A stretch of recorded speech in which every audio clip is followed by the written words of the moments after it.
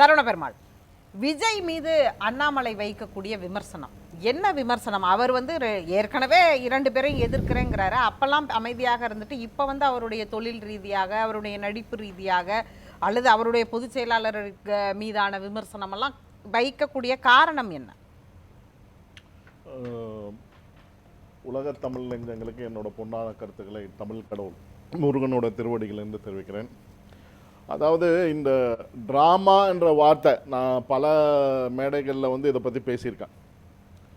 ஏன்னா வந்து இந்த நாடக கம்பெனி நடத்துறதுன்றது வந்து கைவந்த கலையாக கொண்டிருப்பது திராவிட முன்னேற்ற கழகம். அவங்களுக்கு எப்படி சாத்தியப்படுதோ நான் வந்து இதில் வந்து ஒரு ஃபுல் அனாலிசிஸை ரொம்ப க்ளோஸாக வாட்ச் பண்ணியிருக்கேன். அதிமுகவில் இருக்கிறவங்களும் சரி, திமுகவில் இருக்கிறவங்களும் சரி, இப்படி மாறி மாறி போகிறவங்களாம் பார்த்தீங்கன்னா ரொம்ப க்ளோஸாக வாட்ச் பண்ணதில் அவங்க சொல்கிற விஷயம் எல்லாம் என்னன்னு பார்த்தீங்கன்னா, எந்த ஒரு விஷயமா இருந்தாலும் காரியம் சாதிக்கணும்னா எந்த ட்ராமா வேணால் பண்ணுவாங்க. நீங்கள் எடுத்துக்கோங்க, கிட்டத்தட்ட ஒரு 7-8 அதிமுகவனோட முக்கிய புள்ளிகள் இன்னைக்கு திமுகவில் இருக்காங்க. புரியுதுங்களா? இவங்க எல்லாமே வந்து பாத்தீங்கன்னா ஒரு நாடக கம்பெனி. இருங்க, நான் பேசும்போது நான் குறுக்கிடே பண்ணல. நீங்க பேசும்போது நான் குறுக்கிடே பண்ணல. நான் முடிச்சுக்கிறேன். பதறாதீங்க, இருங்க. நீங்க பதற கூடாது. இருங்க, அவசரம் ஒண்ணு சொல்லல. அதாவது அஜித் பவார், ஏக்நாத் சிண்டே எல்லாம் என்ன பண்ணாங்க? நான் அந்த பாயிண்ட்க்கு வரேன். ஐயான்னு சொல்லி அஜித் பவார் இருங்க, அங்க ஐயா நயினார் நாகேந்திரன் எங்க நாடக கம்பெனியில அதிமுக திமுகவில் இருந்து வந்த முக்கிய நடிகர். உங்க பாஜகவில் வெற்றி பெற்று பாஜகவின் சட்டமன்ற குழு தலைவராக இருக்கிறது எங்க நாடக கம்பெனியுடைய தலைவர். அதை வச்சுங்க. இல்ல அவர் ஒண்ணு ஒன்னும் திமுகவுக்கு போயிடல, பாஜக அதிமுக பாஜக தான் வந்தாரு. நீங்க வந்து இப்படி மாறி மாறி ஏடிஎம் மீட்டிங்மாவும் இருக்கக்கூடிய சீக்ரெட். ஆனா நீங்க கேள்வி நேரத்தை அப்படி காமெடி டைமா மாத்திக்கிட்டீங்க. ஒரு நிமிஷம் இல்ல, அதாவது ரொம்ப சீரியஸான கேள்வி சரவண பெருமாள், அதுதான் கேள்வி. இல்ல அதான் அவர் கேக்குறாரு இல்லையா, இங்க இருந்து வந்தவர் தான் நயினார் நாகேந்திரன் அப்படின்னு கேக்குறாரு. அவர் வந்து அவர் காமெடியா கேக்குறாரு. ஆனா ஒரு கேள்வி இருக்கு, அதிமுகவுலயும் திமுகவும் மாறி மாறி வந்தா அவங்க டிராமா பண்ணிக்கிறாங்க, ஆனா பாஜகவுக்கு வந்தா மட்டும் அவங்க அரசியல் செய்ய வந்திருக்காங்க, சேவை செய்ய வந்திருக்காங்கிறதுக்கு என்ன ஆதாரம் இருக்கு? அந்த பாயிண்ட்க்கு இது இதே மேடையில சொல்லியிருக்கேன். நயினார் நாகேந்திரன் ஐயா போன்றவர்கள் பல பேர் இன்னைக்கு வந்து அதிமுகல இருந்து திமுகவுக்கு போயிட்டாங்க. இருங்க நான் சொல்றேன், கொஞ்சம் இருங்க. ஏங்க அவர் பாஜகல தானங்க இருக்காரு. பேச அங்க தலைமை இல்ல. ஒரு ஒரு அம்மா மாதிரி ஒரு தலைவியோ இல்ல புரட்சி தலைவர் மாதிரி ஒரு தலைவரோ யாரும் அங்க இல்லாத பட்சத்துல நிறைய பேர் போயிட்டாங்க. இதே மேடையில எத்தனை பேர் இப்ப பாஜகவுக்கு வந்திருக்காங்க சொல்லுங்க? பாஜகவுக்கு எத்தனை பேர் வந்திருக்காங்க? கேபி ராமலிங்கம் வந்திருக்காரு. கேபி ராமலிங்கம் எங்க இருந்தாரு முதல்ல?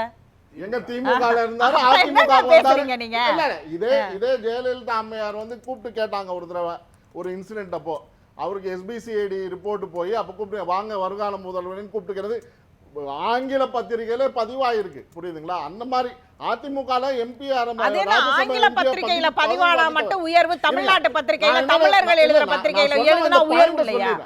ஆங்கில பத்திரிகைகள்ல பதிவாயிருக்கு, வட இந்திய ஊடகங்கள் சொல்லிருச்சு அப்படின்னா மட்டும் அது சாஸ்வதமா? தமிழ்நாட்டுல இருக்க பத்திரிகையாளர்கள் நாங்கெல்லாம் பத்திரிகையாளர் சொல்லுங்க. இல்ல இங்க இருக்க ஊடகங்கள் சொல்லிருக்கு.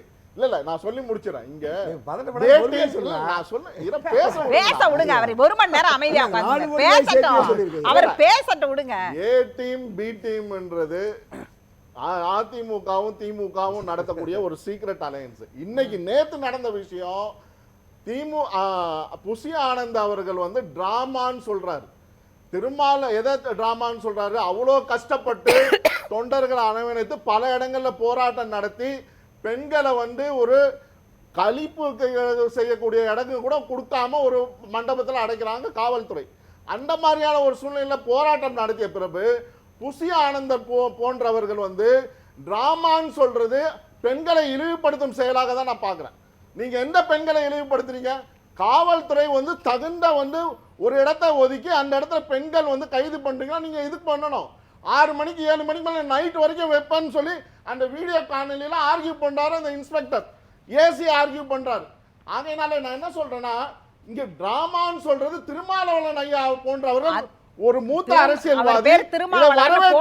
உங்களுக்கு நான் புரிய வச்சேன், அவர் பேரை நீங்க மாத்தாதீங்க. திருமாவளவன் அவர் சரி, பேரு திரு- திருமாவளவன் நாங்க சொல்றது வந்து பழைய 98ல இருந்து அவர் எனக்கு பழக்கம். ஆனா திருமாவளவன் தான் நாங்க சொல்லி பழக்கம். ஆக திருமாவளவனே சொல்லிக்கிறேன். ஆகையினால அவரே வந்து ஒரு மூத்த தலைவரே வந்து ஆதரிக்கும் போது நீங்க வந்து அதை கொச்சைப்படுத்தும் விதமா டிராமான்னு இல்ல சொல்றது அதாவது நாங்க ஏன் சொல்லக்கூடாது? இல்ல அவர் திமுகவோட சரவண பெருமாள் ஒரு நிமிஷம், சரவண பெருமாள் ஒரு நிமிஷம் கேள்வியை உள்வாங்கிக்கோங்க. சரவண பெருமாள் பெண்களை எங்க இழிவுபடுத்தினாலும் கேள்வி கேட்கணும் தானே? ஆமாங்க, நீங்க அதாவது நடத்துறீங்க. எங்க இழிவுபடுத்தினாலும் கேள்வி கேட்கணும். வந்து இவர் சொல்றது எங்க இழிவுபடுத்தினாலும் கேள்வி கேட்கணும் தானே? அந்த கட்சியை நடத்தக்கூடியவர் அதனோட ஒரு அவர் நியமன ஒரு அதே பெண்களை இதே திமுக அரசு அடைச்சது. அதை பத்தி நீங்க ஏன் பேசல? எங்கள் கல்லூரிகளுக்கு முன்னாடி அண்ணனாகவும் அண்ணனாகவும் நான் இருப்பேன் எங்க தலைவர் ஒரு அறிக்கை வெளியிட்டாரு. அந்த கடிதத்தை கைது பண்ணாங்க. அவர் சொன்ன விஷயம் என்னன்னு கேட்டீங்கன்னா, நீங்க படத்துல நடிச்ச விஷயத்தை தான் சொல்றாரு ஒழிய அதை இதுவா சொல்லல. நீங்க படத்துல என்ன நடிச்சிருக்கீங்களோ அதை தான் சொல்றாரு. புரியுதுங்களா? படத்துல நடிச்சதை வச்சு எப்படி நீங்க விமர்சனத்தை வைக்க முடியும்? விமர்சனம் அதாவது அப்ப வந்து நீங்க வந்து நாங்க நடத்தக்கூடிய ஒரு மக்கள் பிரச்சனையான ஆர்ப்பாட்டத்தை வந்து நீங்க டிராமான்னு சொல்லலாம். ஏற்கனவே நீங்க வந்து விஜய் அவர்கள் சொல்லியிருக்காரு, சின்ன பசங்க இந்த 1ஆம் கிளாஸ் 2ஆம் கிளாஸ் பசங்களாம் அடிச்சுக்குவாங்க பாரு, அவங்க 2 பேரும் அடிச்சுக்கிறாங்க, எல்கேஜி யூகேஜி பசங்க அப்படின்னு சொன்னாரு. சரி, அதுவா பரவாயில்ல.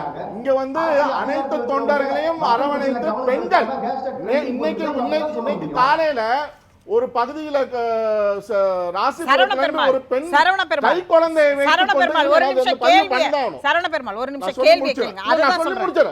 அதுதான் சொல்ல வரேங்க. அதுதான் கேள்வியே, நீங்க சொல்ல வர்றதுதான் கேள்வியே. அதாவது நர்சுகள் போராட்டம் எப்படி நடந்திருக்கீங்கன்னு பாத்துருக்கீங்களா? ஆசிரியர்கள் போராட்டம் எப்படி நடந்திருக்குன்னு பாத்துருக்கீங்களா? மாற்றுத்திறனாளிகளுடைய போராட்டம் எப்படி நடந்திருக்குன்னு பாத்துருக்கீங்களா? அன்றைக்கெல்லாம் சரவண பெருமாள் இப்படி பொங்கி இருக்கிறாரா? அன்னைக்கு பொங்கணும்ல. இல்ல பொங்காமலாம் கிடையாது. நான் இதே நர்சுகள் பிரச்சனை வந்து நீங்க சொல்றீங்க, இதே முதலமைச்சருடைய தொகுதியில இருக்கக்கூடிய கவர்மெண்ட் ஹாஸ்பிட்டல்ல நர்சுகள் என்ன பிரச்சனை அவதிகள் சந்திக்கிறாங்க. நர்சுகள்ன்றது சாதாரண விஷயம் கிடையாது. அவங்களுக்கு வந்து இந்த போராட்டங்கள் அரசு ஊழியர்களுடைய போராட்டங்கள் தொடங்கி ஒரு எல்லா போராட்டங்களும் தினமும் நடக்குது. அந்த போராட்டங்களை காவல்துறை எப்படி கையாள்கிறது? அந்த காவல்துறை குறித்த விமர்சனங்களை என்றைக்காவது சரவண பெருமாள் இப்படி வைத்திருக்கிறாரா ஓபன் வெளியில? நான் கேக்குறேன். ஸ்டெர்லைட்டை பத்தி பேசுனீங்கன்னா நான் வந்து வேற ஒரு பாயிண்ட்க்கு போறோம். சொல்லுங்க, நீங்க அங்க ஸ்டெர்லைட்ல எல்லா கட்சிகளும் கூட்டி போராட்டத்தை சொல்லிதான் ஆகணும். வைகோ சீமானு எல்லாம் நாங்க அங்க வரேன்னு சொல்லிட்டு மக்களை தூண்டி விட்டுட்டு நீங்க வைகோ சொன்னதுனாலே கேக்குறேன். இல்ல வைகோ அவர் பிரியாணி சாப்பிட்டதை நீங்க பாத்தீங்களா? இல்ல நீங்க அவர் பிரியாணி சரவண பெருமாள் அவர் பிரியாணி சாப்பிட்டதை நீங்க பாத்தீங்களா? இல்ல சரவண பெருமாள் இல்ல சரவண பெருமாள் சத்தமா பேச வேணாம். மைக் போட்டிருக்கீங்க, மைக்ல பிக்கப் ஆகும். நீங்க பொறுமையாவே பேசலாம். நீங்க இதை ஒரு டாக்டிக்ஸா யூஸ் பண்றீங்க. நான் கேள்வி கேட்கறத நீங்க உள்வாங்க கூடாது. பிரியாணி சாப்பிட்டத சரவண பெருமாள் போய் பார்த்தாரா? யார் பிரியாணி சாப்பிட்டாங்கன்னு சொல்றீங்க? சென்னையில இருந்து என்ன பண்ணிட்டு இருந்தீங்க? சென்னையில இருந்து என்ன பண்ணீங்கங்கறதெல்லாம் கேள்வி இல்ல. நீங்க தானே சொன்னீங்க. உங்க ஸ்டேட்மென்ட் தானே. பிரியாணி சாப்பிடுறதுங்கிறது உங்க ஸ்டேட்மென்ட் தானே. இல்ல பிரியாணி சாப்பிடுறதுன்னு சொன்னது உங்க ஸ்டேட்மென்ட் தானே. அத ஆதரிச்ச தலைவர் சரவண பெருமாள் உங்க ஸ்டேட்மென்ட் தானே. உங்க ஸ்டேட்மென்ட் நீங்க சொல்றது கூட தான் கண்டனத்துக்குரியதுனா 16 பேர் நீங்க சொல்றது கூட தான் கண்டனத்துக்குரிய. நீங்க சொல்லுங்க. நான் என்ன கேக்குறேன், இல்லனா உங்க கொங்கு பெல்ட்ல செந்தில் பாலாஜியினுடைய ரிலேட்டிவ்ஸ்னோட வீடெல்லாம் ரைட் பண்ணாங்க. ஒரு செங்கல் எழுப்புன இத கூட பில்டிங்க கூட பிளாக் பண்ணிட்டாங்க. மூடி வச்சிருக்கீங்க. இப்போ இருங்கண்ணா, சின்ன வீட்டை மூடி வச்சீங்க. இருங்கண்ணா, அவசரப்படாதீங்க. அதற்கான காரண காரியங்கள் வந்து எப்படி இல்ல சரவண பெருமாள் வந்து இவ்வளவு நேரம் பாயிண்ட்ஸ் எடுத்தாரு. அதான் ஏதோ தியரி எல்லாம் எடுத்து வச்சிருக்காரு, பேச போறாருன்னு பார்த்தா சம்பந்தம் இல்லாம கேள்வியை உள்வாங்காம தான் டாபிக் வந்து அந்த மாதிரி போயிடுச்சு. ஏன்னா எனக்கு தெரிகிற ஒரே நாடக கம்பெனி நம்ம கலைஞர் ஐயா அவர்கள் நடத்தின நாடக கம்பெனி. இப்ப கூட சொன்னாரு, எப்படி வந்து திமுக வந்து ஆர்ப்பாட்டங்களை நடத்தினாங்க, யாரு முன்னிறுத்தினாங்க? அண்ணாதுரை வந்து முன்னிறுத்தினார், கலைஞரும் எம்ஜிஆரும் வந்து ஆர்ப்பாட்டத்தை முன்னிறுத்தி அங்கங்க ஆர்ப்பாட்டங்கள் பண்ணாங்க. நம்ம நண்பர் சொன்னாரு அதை பத்தி. இன்னைக்கு விஜய் செய்ய முடியலன்னா அவங்களுக்கு வந்து அந்த கட்டமைப்பு அப்படி இருக்கு. நாடகம்ங்கிற ஒரு அமைப்பு இருக்கு. அந்த அமைப்பு மூலமா அரசியலை சொல்றதுங்கிறது தப்பு இல்லையே. அது வந்து ஒரு விமர்சனம் இல்லையே. Shakespeare all the world is a ஸ்டேஜ்னு சொல்லிட்டாருங்க. அப்புறம் என்னங்க பேசுவீங்க நீங்க? எஸ்வி சேகர் நாடக கம்பெனியா இருக்காரு. ஆமாங்க, பேசலாம்.